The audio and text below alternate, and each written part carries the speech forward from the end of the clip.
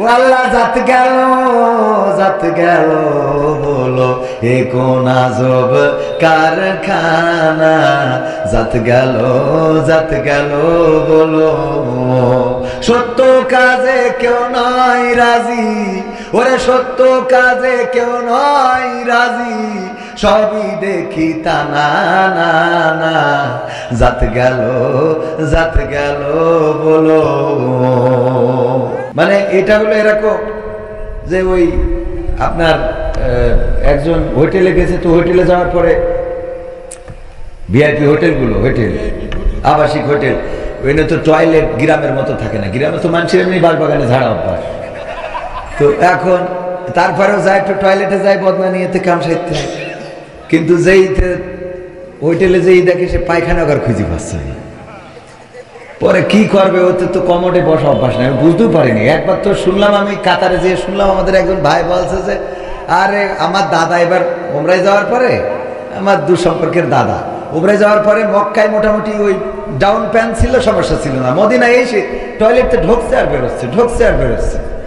আমি বলছি দাদা কি হয়েছে? কয় সে টয়লেট খুঁজে পাচ্ছিল। তো আমি বললাম যেটাই ঢুকছেন ওইটাই তো, কয় এইখানে সে কাম ছাড়বে সেটা তো ওই যে ঢাকনা খুলি দেখাই দেওয়া হলো এই তো আছে, এনে মানে কেমনে কি করবো। তো আমাদের একজন ভাই বলছে আপনার দাদা হয়তো, আপনি চলে আসেন, আমি শিখাই দিচ্ছি। পরে শিখাই দিয়েছে, আবার খানিক পর বেরোয় গেছে। বলছে দাদা কি হইলো, কাম সারেননি? তো বলছে কাম যে সারবো তা সোজ পক্ষী করে সেইটাই তো বুঝতে পারলাম না, বোঝেননি? মানে ওখানে কাম সারা যাবে কিন্তু পানি খরচ করবো কি করে, এই নিয়ে টেনশন। তো যাই হোক, একজন বলছে যে এইটা আমি যখন কাতারে যেয়ে বললাম, বলছে আপনার দাদার তো এই ঘটেছে। আমার একজন আসিল, সে তো আর এক ঘটনা ঘটাইছে। ও করিস কি, চিড়ে ভিজাবে তো জায়গা খুঁজে না পেয়ে ওখানে যে পানি জমি রয়েছে ওর মধ্যে চিড়ে ভিজে এসে বলছে চিনিতে গুলাইতে আসি, সহ্য না করি পারা যায়। তো যাই হোক, এখন ওই হোটেলে লাইন না পেয়ে পায়খানা করিছে মোজার মধ্যে করে, মোজাটা ঘিরে দিয়ে ওই যে ফ্যান, এক্সস্ট ফ্যান আছে, ওই ফাঁক দিয়ে ছেলে দিতে গেছে, ওখানে না বেঁধে ওই যে সিলিং ফ্যানে বেঁধে গেছে, বাদলি ওইটাই ঘুরে পুরো সারা ওয়াল ওই পায়খানার সেই গু লেগে গেছে। তো হোটেল কর্তৃপক্ষ এসে যখন ধরিয়েছে বলছে ভাই আমার ভুল হয়েছে, মাফ করে দেন। বলছে তোর মাফ করে দেবো, কোনো অসুবিধা নেই, কিন্তু আমার দুঃখ হইলো তুই এই সারা দালে হাগলি কি করে সেই দেখো। তো বিষয় হলো যে তোকে এরকম ভুল হবে কেন, যে তথাকথিত ছাত্র আন্দোলন এই শব্দটা হবে কেন, কথা কয় না। এই ছাত্র আন্দোলন না হইলে খালেদা জিয়া মুক্তি পাইতো না, এই ছাত্র আন্দোলন না হইলে তারেক জিয়া কথা বলতে পারতো না, এই ছাত্র আন্দোলন না হইলে কোন অন্য দল রাজপথে দাঁড়ানোর কোন সক্ষমতা দেখাতে পারতো না, এই ছাত্র আন্দোলন না হইলে উচ্চ পদস্থ নেতা কর্মীরা আজকে স্বাধীনভাবে নির্বাচন দাও এই কথা বলার দুঃসাহস করতো না। সুতরাং ছাত্র আন্দোলনকে তথাকথিত বলা যাবে না, বরং এটা গণবিপ্লব। রক্ত দিয়েছে ছাত্ররা, হাজারেরও অধিক শহীদ হয়েছে, 20,000-এর অধিক আহত হয়েছে, হাত হারিয়েছে, পা হারিয়েছে, চোখ হারিয়েছে, কান হারিয়েছে।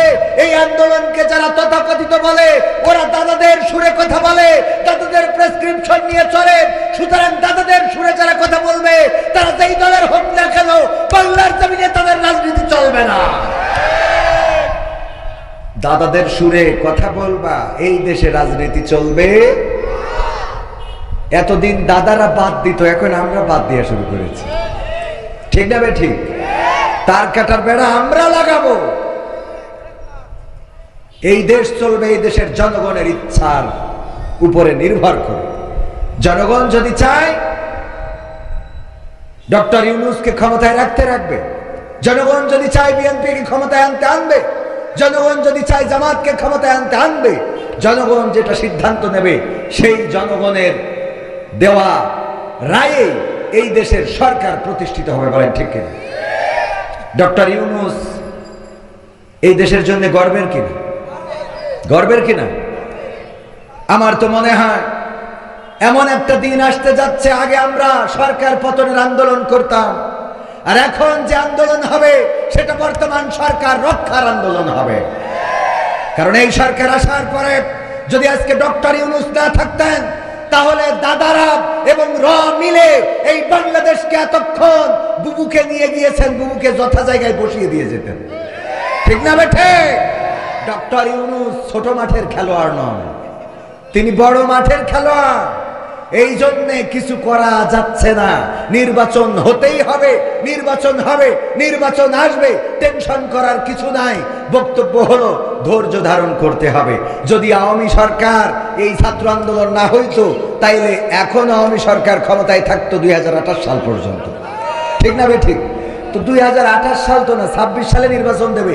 এতটুকু ধৈর্য সহজ হচ্ছে না, এত কান্তে আসে, কথা কয় না। হ্যাঁ, বিয়ে তো দেবো, ধানটা উঠুক, ধানটা উঠুক, তাই না? ধানটা গুছাই তো দেবেন, ধান গুছানো আমরা এখনই দিতে হবে। আল্লাহ হেদায়েত নসিব করে, বলেন আমিন।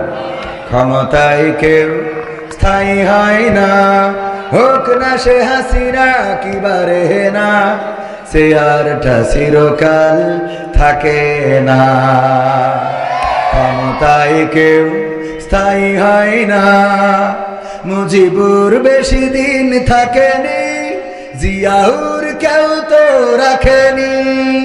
মুজিবুর বেশি দিন থাকেনি, জিয়াউর কেউ তো রাখেনি। এরশাদ চলে গেছে পৃথিবী ছেড়ে, এরশাদ চলে গেছে পৃথিবী ছেড়ে, কেউ আজ তার কথা কয় না। বলে ক্ষমতায় কেউ স্থায়ী হয় না, হাসিনা ক্ষমতা ধরে রাখতে আয়না ঘর বানিয়েছিল, জনগণের রোশন হলে সোনাই নদীর ওপারে গেল। হাসিনা ক্ষমতা ধরে রাখতে আয়না ঘর বানিয়েছিল, জনগণের রোশন হলে দাদার দেশে পালিয়ে গেল। ডিবি হারুনের পাশে আর, ডিবি হারুনের পাশে আর পরিমণিদের দেখা যায় না। ঠিক না বেঠে? এখন কি আর তাদের দেখা যায় না? যায় না। কিন্তু এখন আবার নতুন প্রেতাত্মা তৈরি হয়েছে। ডক্টর ইউনূসের কাছে নারীবাদীরা গিয়েছে, যে বলেছে যৌনকর্মী যারা তাদেরকে শ্রমিকের অধিকার দিতে হবে। বলেন নাউজুবিল্লাহ। ওরা আবার বলেছে ধর্মীয় অনুশাসন মেনে চলার কারণে, ধর্মের নিয়ম নীতির কারণে আমরা আশঙ্কা করি যে নারীদের অধিকার নষ্ট হবে, নারীদের অধিকার ক্ষুণ্ণ হবে। অথচ ইসলাম এসেছে নারীদের অধিকার দেওয়ার জন্য। বলেন ঠিক কিনা? ডক্টর ইউনূসের কাছে যেই নারীবাদীরা গিয়েছে, পতিতাদের শ্রমিক হিসেবে স্বীকৃতি চেয়েছে, ওরা নারীদের পক্ষের লোক না বিপক্ষের লোক? কোন মা কি চায় তার সন্তান পতিতাবৃত্তি করুক? কোন ভাই কি চায় তার বোন পতিতাবৃত্তি করুক? কোন স্বামী কি চায় তার স্ত্রী পতিতাবৃত্তি করুক? কোন পৃথিবীর যাদের আকল আছে, জ্ঞান আছে, বুদ্ধি আছে, মেধা আছে, কোন একজন মানুষ কি দেখাতে পারবেন যে সে তার সন্তান, তার বোন, তার মা, তার খালা, তার ফুফু পতিতা হোক, পতিতালয়ে থাকুক? এটা কেউ কি চায়? এটা যারা চায় ওরা মানুষ না অমানুষ? মানুষ না কুত্তা? কুত্তা না শুয়োর? এর থেকে খারাপ, এর থেকেও কি? একটা কবুতরেরও জোড়া থাকে, একটা শিয়ালেরও জোড়া থাকে, একটা কুকুরও চায় না সে যাকে ব্যবহার করবে অন্যরা ব্যবহার করুক। কথা কয় না? চায়। যেই নারীরা চাচ্ছে নারীরা যাবে পণ্য হিসাবে, ইসলাম দিল সম্মান, নারীরা কেমন করে থাকবে, নারীরা কি কাপড় পরবে, নারীদের কি খাওয়াতে হবে, নারীদের সাথে কেমন আচরণ করতে হবে। আল্লাহর নবী সাল্লাল্লাহু আলাইহি সাল্লাম এই দুনিয়ায় যখন এলেন, নারীদের কোনো সম্মান ছিল না, ইজ্জত ছিল না। কন্যা সন্তান জন্মগ্রহণ করলে পা ধরে আছাড় দিয়ে মেরে ফেলা হতো। কন্যা সন্তান জন্মগ্রহণ করলে গলা টিপে ধরতো। কন্যা সন্তান জন্মগ্রহণ করলে জীবন্ত কবর দিত। সেই সময় বিশ্ব নবী সাল্লাল্লাহু আলাইহি সাল্লাম সাল্লাম আসলেন আর নারীদের সম্মান দিলেন, এতটাই সম্মান দিলেন।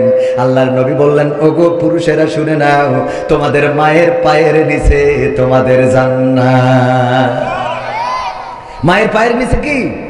শুধু এটাই শেষ করেন নাই, বিশ্ব নবী সাল্লাল্লাহু আলাইহি সাল্লাম বললেন, ওগো পৃথিবীবাসী শুনে নাও, যদি কারো দুইটা কন্যা সন্তান আল্লাহ দান করেন আর সেই দুইটা কন্যা সন্তান যদি নেকভাবে গড়ে তোলে, নেকভাবে গড়ে তুলে সৎ পাত্রস্থ করে, ভালো জায়গায় উত্তম জায়গায় বিবাহের ব্যবস্থা করে, ওই দুই কন্যা সন্তানের পিতা আর আমি নবী সাল্লাল্লাহু আলাইহি সাল্লাম আঙুল দুইটা একসাথে করে দেখিয়েছেন, এইভাবে একত্রে জান্নাতে বসবাস করব। সুবহানাল্লাহ বলা যাবে না? ইসলাম এতটাই সম্মান দিলেন নারীদেরকে। দাহিয়াতুল কালবির ঘটনা আপনারা জানেন। দাহিয়াতুল কালবি রাদিয়াল্লাহু তাআলা আনহু এসে কান্না করছেন। আল্লাহ রাসূল সাল্লাল্লাহু আলাইহি সাল্লাম বললেন, দাহিয়াতুল কালবি কাঁদো কেন? বলল, গো বিশ্ব নবী, কেন কান্না করব না? আমার জীবনের গুনাহগুলো কি মাফ হয়ে গেছে নাকি? আল্লাহর নবী বললেন, যখন তুমি কালেমা পড়েছো তখন তোমার জীবনের সমস্ত গুনাহ খাতা সমূহ মাফ করে দিয়েছেন কে? মাফ করে দিয়েছেন কে? সবাই বলেন কে? আল্লাহ রাব্বুল আলামিন জীবনের গুনাহগুলো মাফ করে দিয়েছেন। দাহিয়াতুল কালবি বললেন, ওগো বিশ্ব নবী, আমার ভয় হয় আমার জীবনে এমন একটা গুনাহ আছে যেটা হয়তো আল্লাহ ক্ষমা করেন নাই। বিশ্ব নবী বললেন, কি এমন গুনাহ করেছো জীবনে? দাহিয়াতুল কালবি বললেন, ওগো বিশ্ব নবী, আমার স্ত্রী যখন গর্ভবতী, আমি তখন বাইরে গিয়েছিলাম ব্যবসার জন্য, কাজের জন্য, কর্মের জন্য, রুজির জন্য। আমি বাইরে গেলাম। আমি বাইরে যাওয়ার পরে যখন আমার স্ত্রী আমার বাইরে খবর পাঠালো আমার কন্যা সন্তান, আমার সন্তান প্রসব করেছে, কিন্তু সে মৃত, সে জীবিত না। আমি 3 বছর 4 বছর 5 বছর পরে যখন বাড়িতে আসলাম, আসার পরে দেখলাম একটা ফুটফুটে কন্যা সন্তান ঘুরে বেড়ায়। আমি বললাম, এই সন্তানটা কার? আমার স্ত্রী বলল, দাহিয়াতুল কালবি, এটা তোমার সন্তান। কি করে আমার সন্তান হয়? আমার সন্তান তো গর্ভে থাকাকালীন তুমি বলেছিলেন মৃত সন্তান প্রসব করেছ।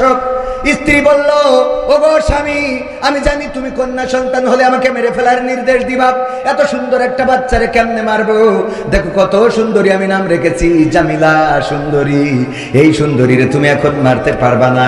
আমার ধারণা হলো ক্যামেরা লাগানো যাবে না। আমার অজনীতি হলে আমার অজের আগে শুরুতে আসতে হবে।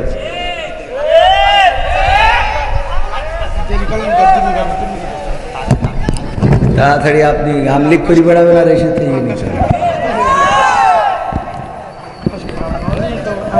পাগল ওয়াজের মধ্যে এমনি লাইনে উঠে গেলে আবার বেলাইন হয়ে যায় না। ছোট মানুষ এমনি একটু থাকো, অত মারতে হবে না, আবার আরো মানুষ বলবে পরে। নেন, অসুবিধা নেই। ভাইদের কি করবো, মায়াও লাগে, রাগও হয়। আমার ইউটিউবার ভাইরা অনেকেই আছেন এখানে, যারা যে বক্তার আলোচনা নেবেন মাথায় রাখবেন উনি উঠার আগে আসবেন। এটা হলে আমি তো আর অত ভাইরাল কেউ না, আমারটা না নিলেও আপনাদের অসুবিধা নেই, ঠিক না? কিন্তু যার নেবেন তার যদি আমারটাই নিতে চান তাহলে আমার উঠার আগে আসতে এটুকু একটু করবেন, আল্লাহ তৌফিক দিন। বলেন আমি কিন্তু আবার 2-1 3-4 জায়গায় ভাড়া খাটে, মানে এক জায়গার থেকে মেরিয়া বাড়ি কেন আসে, এখান থেকে মেরিয়া ভাড়া লাগছে। হ্যাঁ ভাই, কালকে গেছিলেন না? ভাই কালকে সাতক্ষীরা সদরে মেরিয়া বাদ দিয়ে ভাটাই গেছে। আলহামদুলিল্লাহ বলেন আলহামদুলিল্লাহ। দাহিয়াতুল কালবি বললেন, ওগো স্ত্রী, তুমি আমার কন্যা সন্তানকে কেন বাঁচিয়ে রেখেছো? বলল, দেখো কত সুন্দরী, আমি নাম রেখেছি জামিলা, এত সুন্দরী কন্যাকে কেমন করে হত্যা করব? এখন তো বড় হয়ে গিয়েছে, আমার বিশ্বাস তুমি তারে হত্যা করতে পারবা না। আল্লাহর নবীকে দাহিয়াতুল কালবি বললেন, ওগো বিশ্ব নবী, আমি যখন রাত্রে ঘুমালাম, রাত্রে যখন বেডে শুইলাম, আমার ওই কন্যা সন্তানটা একবার আম্মু বলে ওর মায়ের গলা জড়িয়ে ধরে, একবার আব্বু আব্বু বলে আমার গলা জড়িয়ে ধরে। আমি রাত্রে চিন্তা করলাম, এই কন্যা সন্তানকে যদি বাঁচিয়ে রাখি, মানুষেরা আমারে বলবে ও কন্যা সন্তানের বাবা। আমি যখন রাস্তায় চলবো বলবে কন্যা সন্তানের পিতা যায়, আমার মেয়ে অন্যের বাড়িতে থালা বাসন মাজবে, আমার মেয়ে অন্যের পণ্য হয়ে যাবে, পণ্য সামগ্রী হয়ে যাবে। এই সমাজে তো মেয়ে সন্তানের কোনো দাম নাই, আমার সন্তানের কোনো দাম থাকবে না, মান থাকবে না, সুতরাং এই সন্তানকে বাঁচানো যাবে না, বাঁচিয়ে রাখা যাবে না। সিদ্ধান্ত নিলাম কালকেই হত্যা করব। সকালবেলা স্ত্রীকে বললাম, ও স্ত্রী, গুছিয়ে দাও, আমি কন্যা সন্তানকে নিয়ে আত্মীয়ের বাড়িতে বেড়াতে যাব। আমার সন্তানকে গুছিয়ে দিল বিশ্বাসে সরল মনে। আমি যখন আমার সন্তানকে নিয়ে যাই, মাঝে মাঝে পিছনে পড়ে যায়। সন্তান আব্বু আব্বু বলে দৌড়ে এসে আমার জড়িয়ে ধরে আর বলে, ওগো বাবা, কত দূর আত্মীয় বাড়ি, এত দূরে কেন নিয়ে যাও? আমি যখন আমার গন্তব্যে পৌঁছে গেলাম, একটি পাহাড়ের কাছে, পাহাড়ের পাদদেশে পৌঁছালাম, সেখানে আমার সাথে নিয়ে যাওয়া অস্ত্র দিয়ে আমি গর্ত খনন করা শুরু করে দিলাম। আমি একটা গর্ত খনন করি, আমার দাড়িতে ধুলাবালি লেগে যায়। আমার কন্যা সন্তান দূরে খেলা অবস্থায় ফিরে আসে আর আমার কোলে বসে দাড়ির ধুলাটা ঝেড়ে দেয় আর বলে, বাবা, এত কষ্ট কেন করো? এত কষ্ট করার তো দরকার নাই। দাড়ির ধুলাগুলো ঝেড়ে দেয় আর আমারে কষ্ট করতে নিষেধ করে। আমি সন্তানকে বললাম, মা দূরে যাও, খেলা করো, তোমারে ডাকবো আমার কাজ শেষ হয়ে গেলে। গর্ত খনন করা হয়ে গেল। আমি আমার কন্যাকে ডাকলাম, কন্যা এদিকে আসো, জামিলা আমার কাছে আসো। জামিলা আমার কাছে আসলো। আমি তার হাতে পায়ে আমার সাথে নিয়ে যাওয়া রশি দিয়ে বাঁধলাম। তারপরে আমি গর্তের মধ্যে ছুঁড়ে ফেলে দিলাম। আমার কন্যা সন্তানটা গর্তের মধ্য থেকে বারবার করে চিৎকার করে বলল, ওগো বাবা, আমারে তুমি মায়েরো না বাবা গো, আমারে তুমি হত্যা করো না। ওগো বাবা, আমি তোমারে কখনো বাবা বলে ডাকবো না। আমি আমার মাকে জিজ্ঞাসা করতাম, ওগো মা, সব সন্তানের বাবা আছে, আমার বাবা কোথায়? কিন্তু তুমি বাবা আমার আজরাইল হয়ে আসবা বুঝি নাই। ওগো বাবা, ক্ষমা করে দাও এবারের মতো, আমি কখনো তোমাকে বাবা বলে ডাকবো না। আল্লাহর নবীকে দাইয়াতুল কালবি বললেন, ওগো বিশ্ব নবী, আমি আমার কন্যার কোনো কথা শুনলাম না। আমি একটা পাথর নিলাম, আমার পাথরটা আমি আমার কন্যার বুক বরাবর নিক্ষেপ করে দিলাম। ওই ভারী পাথরটা যখন আমার কন্যার বুকের উপরে পড়লো, চারিদিক থেকে রক্ত ফিনকি দিয়ে বের হয়ে গেল আর মুখ থেকে একটা আওয়াজ বের হলো, আব্বা। আমি এখনো যখন পথ চলি, হঠাৎ করে আমার কন্যার সেই আব্বা চিৎকারটা শুনতে পায়। আমার কন্যা যেন চিৎকার করে বলে, আব্বা, আব্বা। এই চিৎকারটা আমি এখনো শুনি।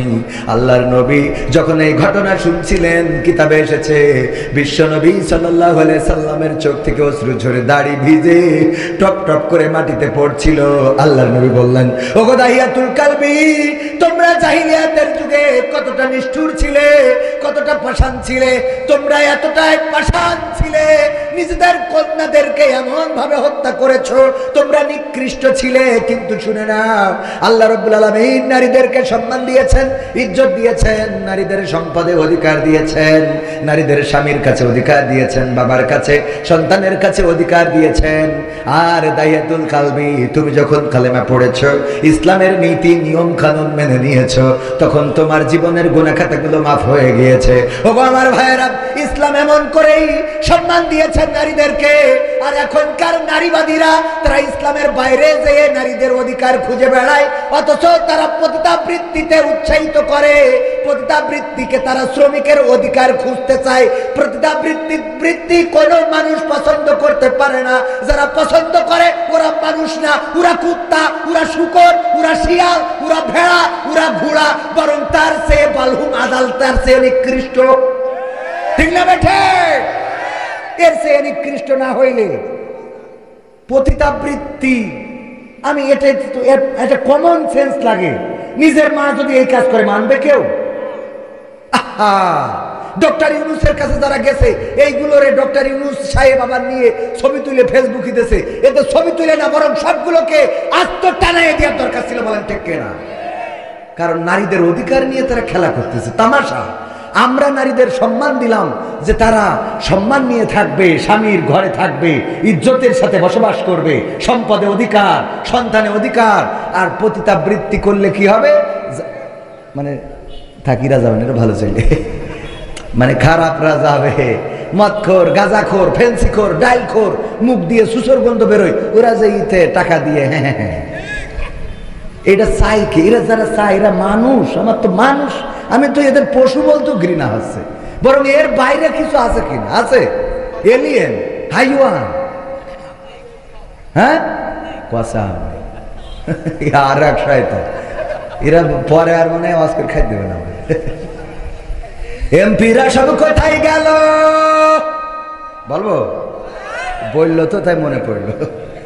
এমপিরা সব কোথায় গেল, মন্ত্রীরা সব কোথায় গেল, কোথায় কাদের কাকা? তাদের সারা দেশটা এখন লাগে ফাঁকা ফাঁকা। পালাবো না, প্রয়োজন হলে ফখরুলের বাসায় গিয়ে উঠব। ঠাকুরগাঁওয়ে বাসা আছে না, মনে আছে? পালাবে না, পালাবে না, যাই না তবু দেখা। পালাবে না, পালাবে না, যাই না তবু দেখা। তাদের সারা দেশটা এখন লাগে ফাঁকা ফাঁকা, ওদের সারা দেশটা এখন লাগে ফাঁকা ফাঁকা। আইন মন্ত্রী আটকে গেল আইনেরই ফাঁকে, দাড়ি ছাড়া দরবেশের ভণ্ড ভণ্ড লাগে। ঠিক না বেঠে? আইন মন্ত্রী আটকে গেল আইনের ফাঁকে, দাড়ি ছাড়া দরবেশের ভণ্ড ভণ্ড লাগে। শুনছি কত নেতা নেত্রী খাইতেছে ভাই ডান্ডা, বিচারপতি কালামানিকের ফাটিয়েছে আন্ডা। পলকেরও ঝলক গেল, পলকেরও ঝলক গেল থামিয়ে নেটের চাকা। তাদের সারা দেশটা এখন লাগে ফাঁকা ফাঁকা, ওদের সারা দেশটা এখন লাগে ফাঁকা ফাঁকা। কই গেল সেই সংসদেতে মমতাজের গান? সংসদে মমতাজের গান এখন আছে? মনির খানের অঞ্জনা চলে যাওয়ার পরে ও যে কটা ক্যাসেট করেছে, একটা ক্যাসেটও বাদ দিয়েছে অঞ্জনার নাম ধরে গান গাতে। সব কটা গেয়েছে না? আসিফ তার প্রিয়াকে হারিয়ে ও প্রিয়া ও প্রিয়া তুমি কোথায় গেয়েছে না গায় নাই? আবেদা জবেদা সবেদা যে যারে হারাইছে তার নাম ধরে গান গাইছে। মমতাজ আপারে এত সম্মান দিল, সে তার প্রিয় মানুষ হারাইতে রিক্সাওয়ালার কাছে যে বলল, ওরে ও রিক্সাওয়ালা তুই ধীরে ধীরে চালা, তোর সাথে বলবো আমার মনে কত জ্বালা। রিক্সাওয়ালার কাছে বলবে ওর প্রেমিক চলি গেছে। অথচ যেই নেত্রী ওরে এমপি বানাইলো, ওরে সংসদে উঠাইলো, সংসদে গান গাওয়ার ব্যবস্থা করলো, এই নেত্রী চলে যাওয়ার পরে একটা কথাও বলে না। ঠিক না বেঠে? ফাইটটা যায়, বুকটা ফাইটটা যায়। গাইলো, স্বামী চলি গেছে তাই মনে হয়, কিন্তু নেত্রী যাওয়াতে একটা গানও গায় নাই। আমি শিখাই দিছিলাম, আপা আপনি গান। আমার সোনার ময়না পাখি কোন বা দোষে দাদার কাছে গো,